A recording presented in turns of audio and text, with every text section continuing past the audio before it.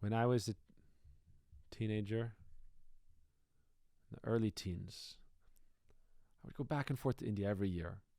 9, 10, 11, 12, 13. And now my Guruji would ask that, but it wasn't forceful. I never got the feeling like he was demanding anything of me. It was more like he saw something and he didn't want me to turn away from my dharma. Guru's never something that forces anything upon us. That's not love. Gurudev would say so many times, God gives us free will. We have free will as our birthright. Otherwise it is not love. But if we are ready for something in this life, why would Guru want us to not obtain that thing? Before I used to think he wants me to be a monk. Why? I should be celibate and I should follow austerity and I should serve his cause. So he's recruiting. Now I understand it completely differently. I'm so grateful that my whole life I've been able to be celibate. As a monk, I lived 16 years in India. Now I'm, since the last 3 years, serving in his mission in America. I never feel like I've missed out on anything in life. I feel like I have a wide open road simply to love and serve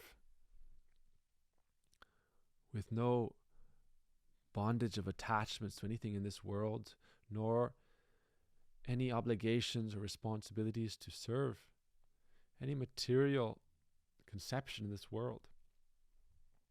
He's giving me liberation. If you are free, why you want to stay in the cage of material life?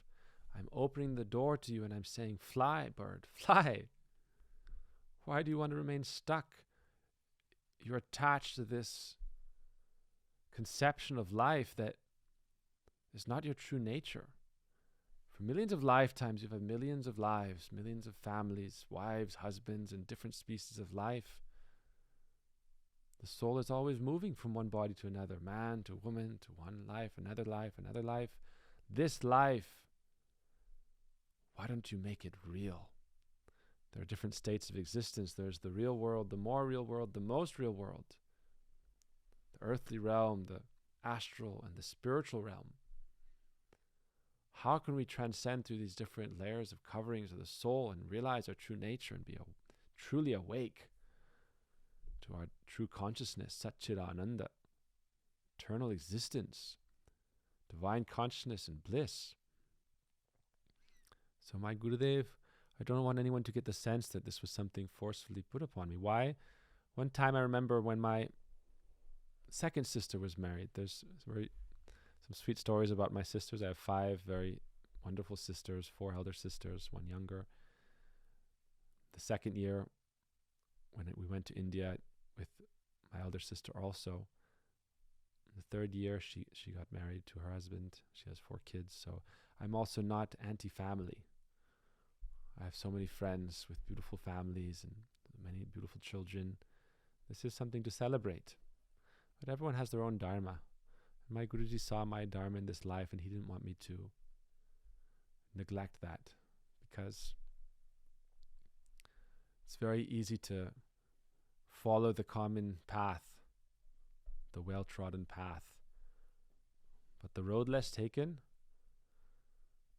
this may be your dharma to follow that, but you need someone to encourage you and say, you don't have to follow this, what your forefathers have done and their forefathers have done and their forefathers have done. Everyone grows up, gets married and gets a job and takes care of their family and society.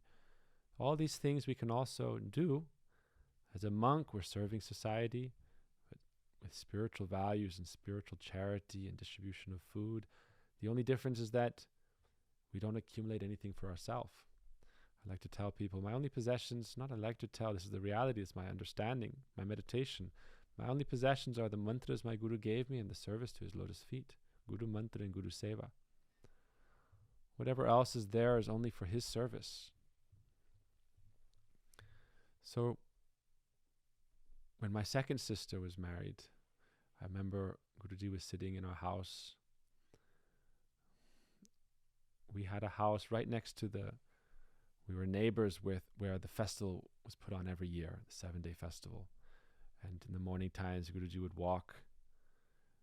In the earlier years, every day he would go into a different house for the morning before the class, and he would just show up, sometimes announced, sometimes unannounced. Sometimes he would walk over to our house, and every year we would open our house to all the different travelers, pilgrims, visitors. We would have 40 people in our house sometimes. It wasn't a big house either. It was like a mobile home with a attached workshop. And all us kids, we would sleep on the deck in tents or on a canopy with beds. I remember one time Guruji came and we were all sleeping still. It was like 6:30 a.m. and someone said, "Oh, Guruji's here, Guruji's here." He was like at that time, in his late 70s, sannyasi since the 50s, 52 he had taken sannyasi. So he's already sannyasi for 46, 47 years. And he had so much affection. I remember my younger sister and me and my elder sisters, we'd get up and run, especially the younger kids. We were at that time 11, 13, 9, my younger sister. And in our pajamas and everything, we'd run and we'd just see him and offer our obeisance. And he'd have the biggest, beautiful smile, pat us on the head and speak some sweet words. We had no shyness with him. There was no formality. We were just like his spiritual children. I remember when I went to India, one of those first years, one of his godbrothers, who was very intimate with him, Srila Bhaktivedanta Trivikram Goswami Maharaj, he said to my father, he said, "Who is this boy?" And he said, "Oh, he's my son." He said, "No, he's not. He's my son. He's our son. Give up attachment. He's ours now." So he had that kind of possessiveness. This is a symptom of real love and relationship. Oh, he is ours. That means you are ours also, but don't divide yourself from our family. So Srila Trivikram Goswami Maharaj, he was very affectionate towards me. I remember in India, he would have me sit down they would have a cot when we would go out on the pilgrimage sites. We'd sit down, and he would have me sit down. We'd have so many people there, 500, 600, 1,000, 1,500. We would walk on pilgrimage together, and he would have his cane. One time my mother, he was so sweet, this Trivikram Maharaj. He's a very dear godbrother of my Gurudev, probably his dear most, along with Srila Bhakti Goswami Maharaj. Very close friendship. But he was also like a doctor. He knew how to do everything. He would fix watches, he would sew clothes, he would fix shoes, he would teach, he would speak before thousands of people, and he would give medicine to anyone who was sick. My mother was once sick, and he was treating her for a cough, and he was so sweet and so simple-hearted and so humble. He was saying, "What is the doctors, if you have different colors of mucus in your throat?" He said, "What's the color?" And she was trying to describe it, and he wasn't satisfied. He said, "Okay, here's my hand, just spit in my hand." He was so humble, this 85-year-old Swami, sannyasi, like acharya, great preceptor. He said, "Oh, dear lady, just spit in my hand, let me look at it." And she was very sweet, and they had a close friendship, so she just gave a little in his hand, and he looked, and then said, "Okay, no problem. Here, take this medicine, you'll be fine." And he washed his hands. So true saintly devotees, their love is very natural. They don't force any relationship or any mood of domination on anyone. They're just a friend. They just want our best and want to care for us and love us in the present condition and in the perfected condition. So some people think being a monk is something that is, this world is gross and everyone is icky, oof. No. Being a monk means you can love everyone because you love God, and you can see God within everyone's heart, and you can serve everyone's soul. So my service here is not to tell you, you should be like me, you should give up everything. No, I don't believe in false renunciation, dry renunciation, so-called austerity.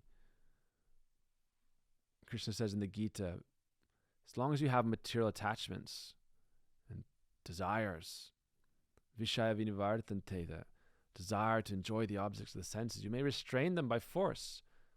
Unless you develop a higher taste, how long are you going to do that forceful practice? One day it will break. So our process of renunciation is how to awaken divine love. How to awaken that divine beauty and sweetness and transcendental love. So when my Guruji was marrying my sister with her husband, he sent all the monks out of the room. We were in our house and he was giving a morning session. There was maybe 10 or 12 young brahmachari monks. He said, you should leave. Why? You're monks. You shouldn't look at this family life. Someone's getting married and ecstatic. They say king for a day. So don't look at the king for a day. Look at the dog for a life. Focus on that and help people. He sent everyone out. He said, you too, you go. I must have been like 13 or so at that time. And then I got up to go, and then he looked at me and he smiled. He said, but she is your sister.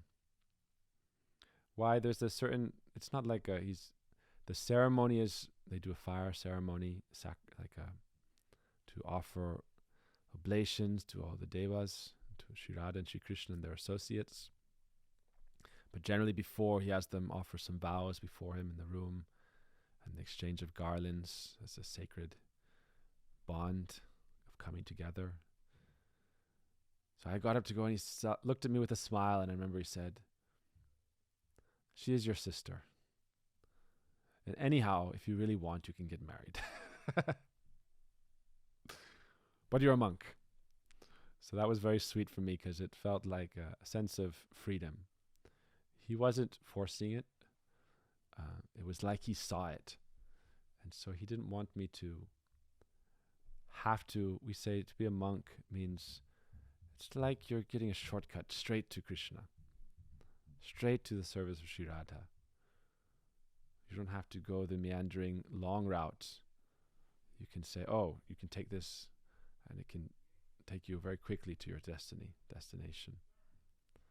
So he said like that to me, and I got to stay there. And for me, being a monk is not about giving up anything. It's about embracing everything. The source of everything, the soul of everything, Krishna himself, the absolute truth, the all-attractive. Describe the reservoir of pleasure, the reservoir of beauty and love. How can we develop that internal connection? And to Sri Radha, the personification of love herself. It's a very beautiful thing. It's nothing to be averse to. Attachment and aversion in this world are both binding. So how can we transcend both attachment and aversion for the objects of this world? We pray. Vishaya je pritebe achaye amara se mata priti hoko charane tomara. Oh, beloved Lord, how can I collect all the love I've placed in people and things of this world and offer it all like a river flowing to your lotus feet, to the ocean of your divine being? When I must have been 15 or 16, I was in school, I developed a bit of a crush, and I think it was perhaps mutual. So I started sharing some notes with a girl in school, and this only went on for a very short time because it was very quickly nipped in the bud. I remember once time we were, I think it was Janmashtami, not Janmashtami, but one of those times where we were doing a festival for Krishna in our school. My Guruji wasn't there, but when it's called rag, develops some kind of attraction, mutual attraction and shared glance, bas, everything is finished then. But I remember my father, "Hey, what are you doing? don't you know you're a brahmachari?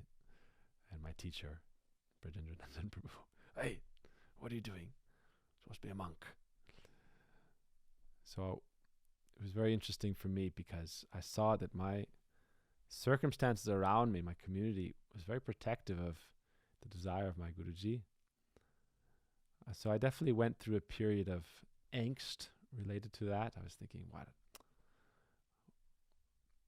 I don't mind this life, but where is the freedom of choice? And so I cut off that attachment very quickly. But it was definitely very heart-wrenching. Love in this world it's like an indication of the experience of divine love and the meeting and separation you experience there. A little glimpse of that.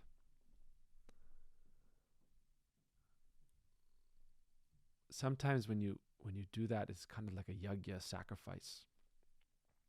I remember when I was that age, I started really contemplating that idea of sacrificing one's life in the service of God. That's when it really started to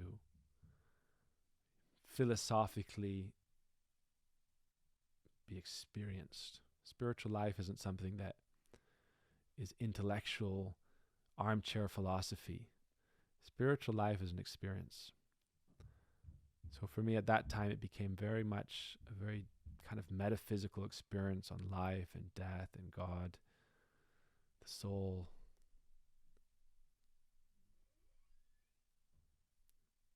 So I remember it was perhaps the next year, because I'm summarizing a little bit here, obviously.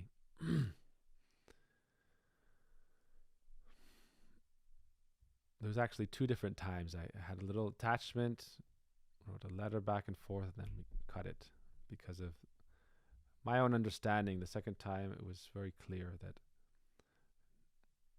all I ever got to was very much like this innocent expression of affection.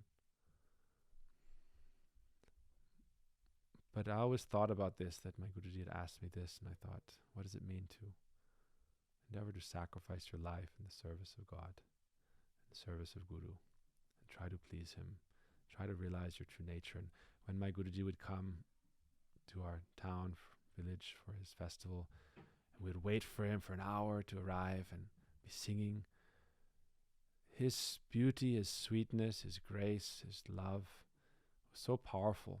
It swept everyone up in his current of divine love. I'd always see him come out of his car when he arrived and think, here is Krishna's dear associate. Here is Srimati Radhika's very dear servitor.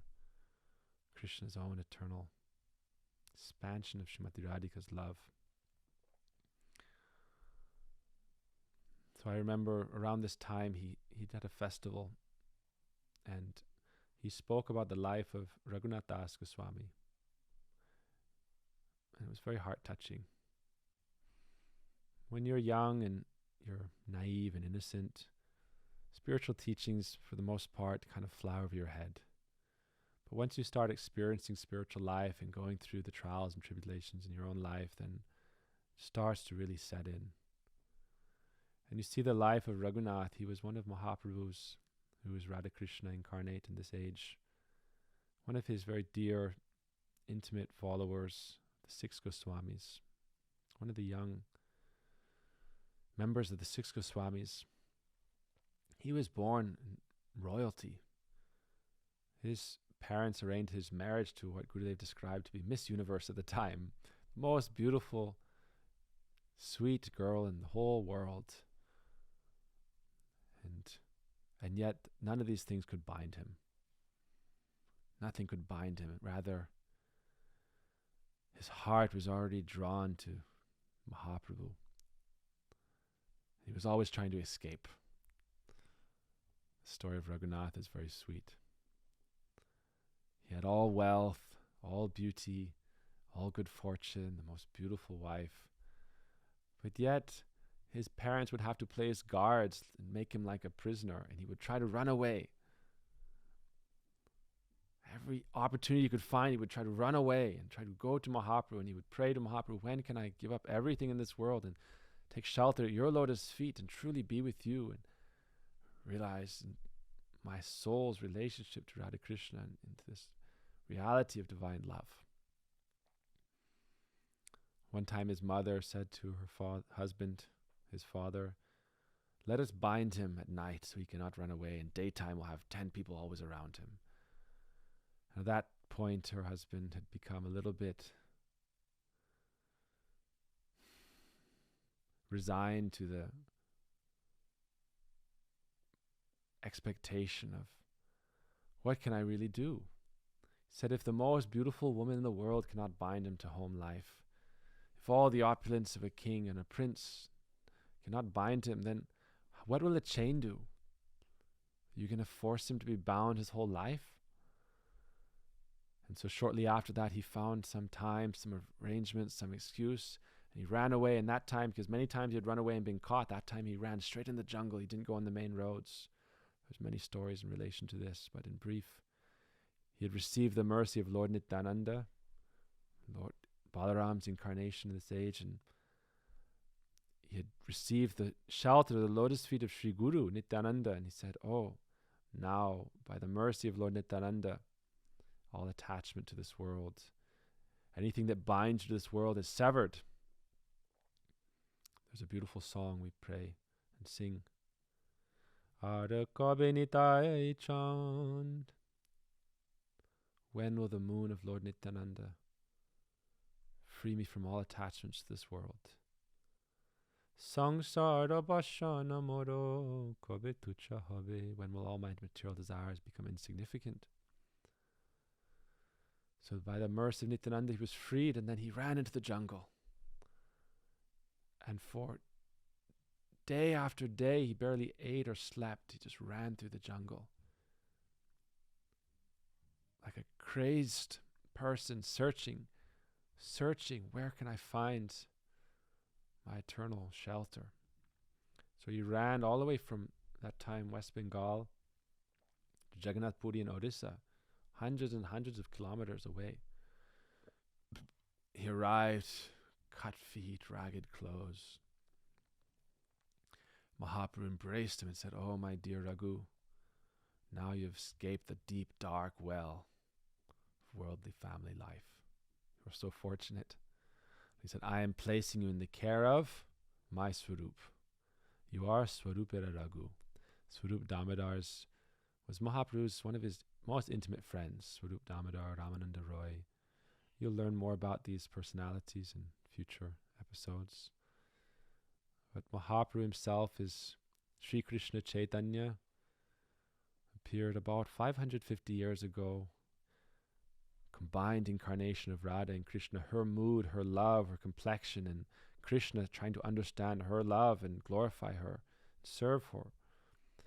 So Mahaprabhu placed Raghunath into the care of Swarup Damodar, and gave him that title. You are Swarupera Raghu. You are under his wing. That Swarup is in Radha Krishna's pastimes, Lalita Sakhi, Srimati Radhika's first expansion, her dearmost friend. So hearing the story of Raghunath, and later on hearing how he practiced spiritual life after coming to Mahaprabhu, his renunciation is described to be so strong it was like lined, etched in stone, unwavering, undeviating. In the few years in the beginning when he was with Mahaprabhu, he would arrange big feasts because his father resigned to the fact that he was there, and he would send servants and send money and say, oh, maybe one day he'll come back home. Maybe he's going through a phase. Maybe he's going through one of those monk phases. Maybe it'll finish one day. Don't worry. We'll just keep sending money and taking care of him. He'll remember us and come back home. So for a couple of years, he arranged these feasts, and afterwards he stopped everything. He was fasting. He was begging. He left all his opulence.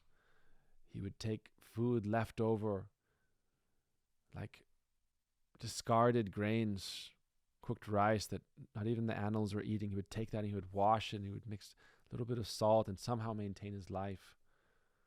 There's so many beautiful pastimes in this regard of his life. Later on, he went and he lived in Vrindavan, from Puri to Vrindavan after Chaitanya Mahaprabhu departed. And he would weep and cry and pray to Srimati Radhika for her eternal service. Some of those verses of his prayers, my Gurudev would daily pray before his discourses. Tavevasmi, tavevasmi, najiva mitaya vina, iti vigyaya devi tvam nayamam charanantike. O Radhe, O Devi, O supremely effulgent divine goddess, I am yours. I am yours. I cannot live without your shelter and your service, without you. Knowing this, O Radhe, please accept me as your own. Accept me as your own. Count me among your own followers. So we'd pray like this and chant and weep and pray. And he had so much deep attachment. Our Gurudev would speak about his life for hours and hours. And then we'd have different kirtans and everyone would weep, and we'd have drama plays performed by different followers of our Gurudev, and showing how you can enter into divine life and how in his life, the way he lived his life, how you can achieve that divine grace and eternal shelter of the spiritual abode and soul's position there, eternal life. So I remember after one of those classes, it was evening time, and our house just being right across the hill. There's the pavilion, and then above the pavilion, a small hill that we walked over, only a minute's walk to our house, and it was a thunderstorm and lightning. It would be pitch black, and the power would completely pitch black, and we had many horses and cows and animals, and it was my service to feed them in the evening. I remember hearing this from Gurudev. Anytime it was one of these festivals, it was very magical. Magical and like a divine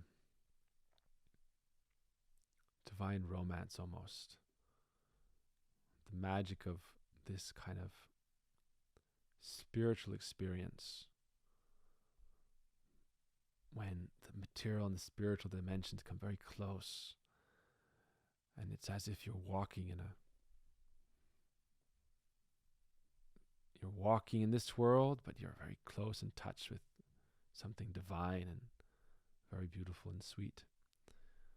There was lightning and then darkness and then thunder and then lightning and darkness and thunder. And I was going and I fed all our animals, and I remember afterwards sitting and praying, and truly praying from the bottom of my heart, "Oh Krishna, if this is what your desire, you want me to offer my life in the service of Guru Maharaj, I will try. I will try. Please protect and guide and help." I remember for almost a day I couldn't speak with anyone. I was just chanting, praying and weeping and chanting and praying. And you go through times like that in life, and later you can't always expect to be in such a kind of state of spiritual experience. For me, what really opened the doors was a sense of that divine love is real. Love for God and relation with God is real. It's not a theory, it's not a myth, it's not a philosophy, it's not grandstanding, it's not avoiding the realities of this world. It's just spiritual opportunity and love. And seeing my Gurudev and hearing his transcendental katha, Punya Shravana Kirtana, this katha, hearing from these divine personalities, it creates a revolution in the heart. Creates a revolution in the heart that cuts you free from all material bondage, opens the doorway wide to liberation, to divine life beyond. So for me, it was that sense of love and sweetness that to this day has kept me very steady on my path as a monk. There's a very beautiful verse in one of our most important scriptures. Krishna tomar hoy jadi bole ek baar, maya bandha hoite Krishna tare kare paar. If once you call out with sincere love, O Krishna, I am yours. O Krishna, I am yours. If once you call out, Krishna tomar hoy, I am yours. Ek baar, one time even if you call out, Maya bandha hoite, Krishna will sever the knot of Maya, the bondage of Maya, illusory attachment in this world, the bondage of this world, and free you.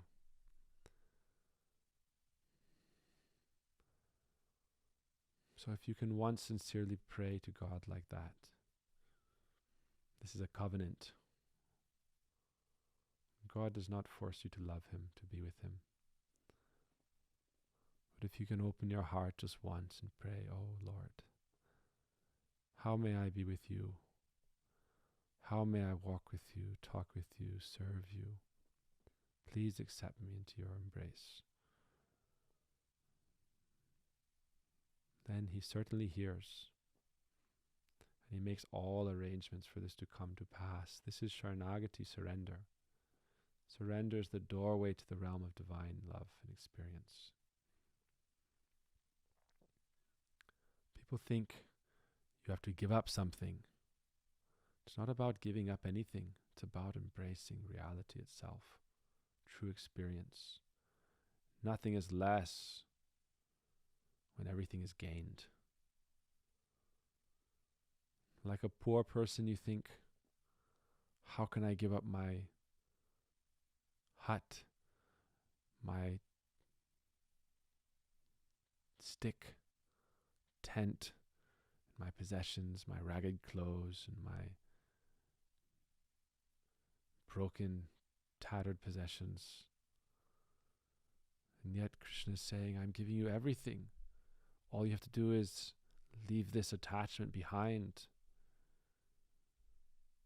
But if you just put up your hands and pray, oh Lord, I am yours, I am yours, then all arrangements in due course will be made. This is not something that is forced, that is something that is embraced, true expression of free will in relationship, in love.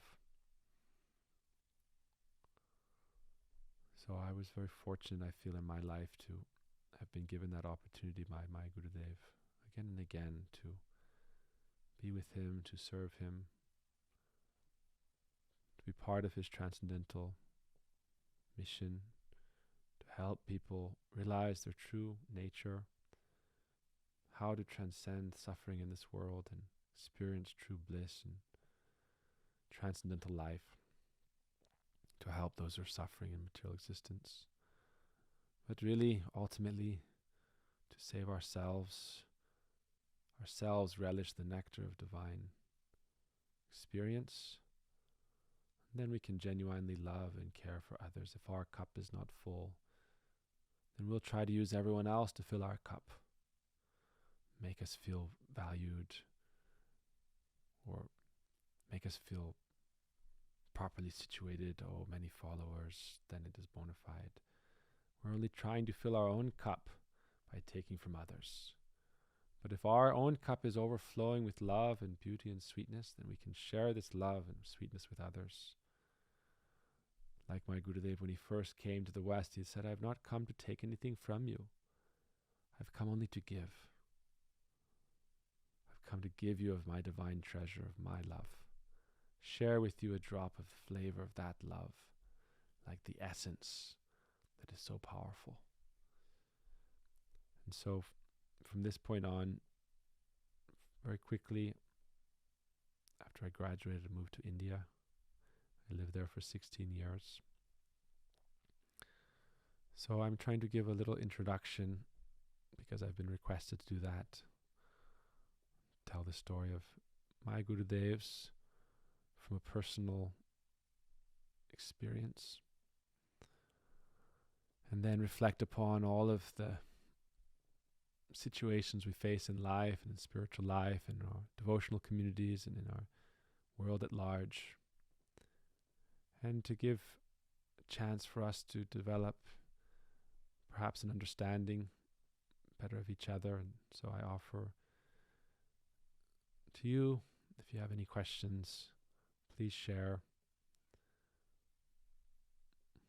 In the description, we'll put our way to send an email or go to our website, or put in any comment. Wherever you're watching or listening to this, you can comment and ask any question. And if you want to send some personal email about your life, and if you would like to join or feel part of a spiritual community without any obligation, my life, I truly believe in the expression of free will and embracing of the spiritual opportunity without any sense of forcefulness. How in my life I embraced everything. I was not forced to do anything, even though it seemed like I was pushed in this direction.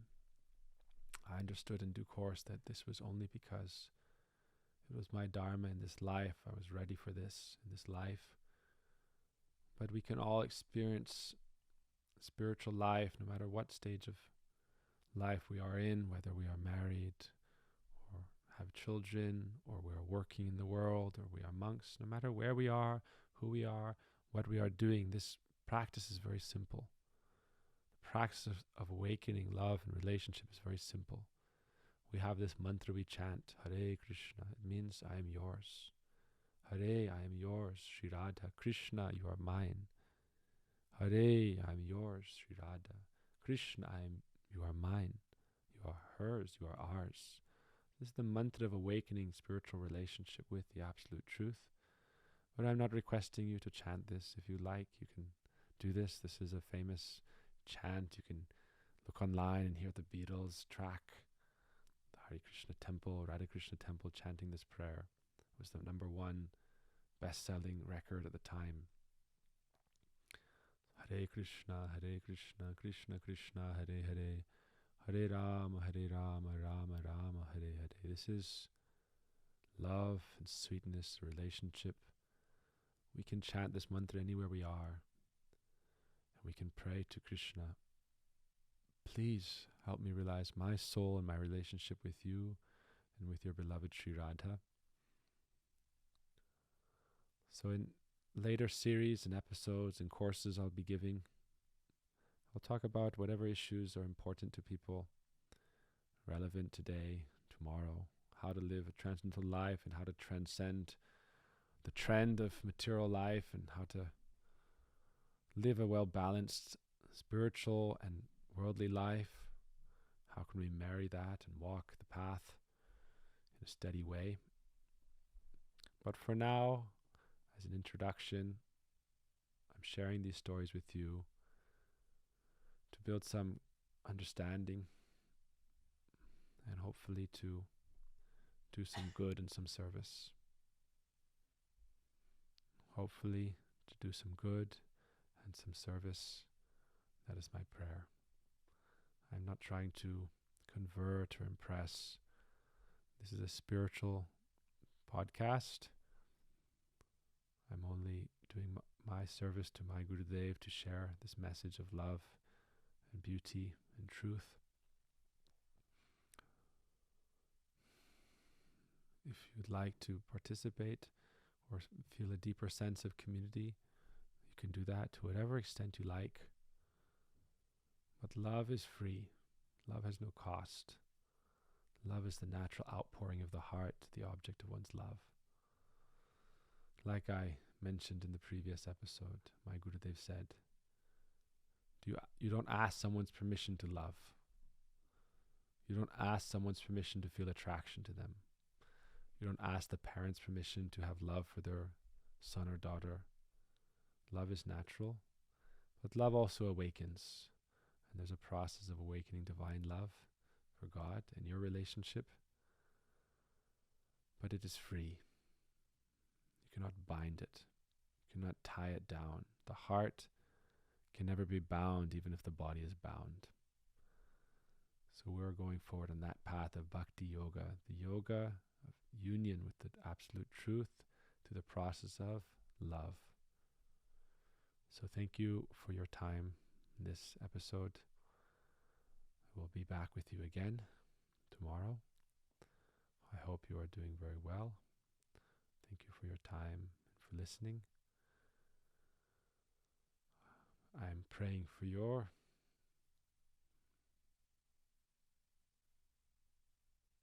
permission, your happiness, your approval,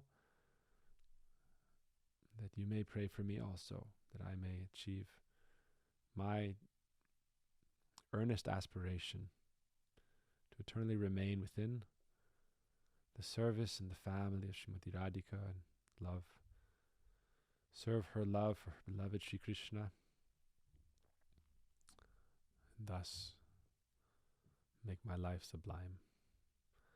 In doing so, please my Gurudev, and live out this life in service to others, help others according to his desire. Radhe Radhe.